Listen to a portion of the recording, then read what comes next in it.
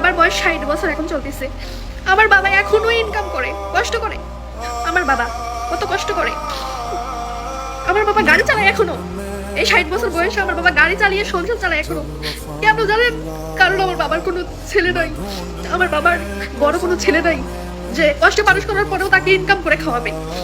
একজন ছেলের মা কষ্ট করে কিন্তু এককালে এসে সুখ পায়, কিন্তু যার ঘরে যুবক কোনো ছেলে নাই, যার ঘরে বড় কোনো ছেলে নাই, 2-3টা মেয়ে আছে, কষ্ট করে বড় করে খাওয়ায় পড়ায় 20 বছর পর্যন্ত, পরে আরেক ঘরে বিয়ে দেয়, তারা কি পায়? তারা কিচ্ছু পায় না। হ্যাঁ, তাদেরকে সারা জীবন যতদিন বাঁচবে ততদিন কষ্ট করে ইনকাম করে খেয়ে যেতে হবে।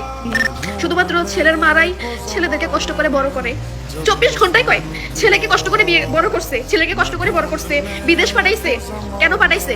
কেন কষ্ট করে বড় করছে? আশা ছিল ছেলে একদিন ইনকাম করে খাওয়াবে। কিন্তু মেয়ের বাবা মারা কোনো আশা করে যে মেয়ে একদিন খাওয়াবে? আশা করে না।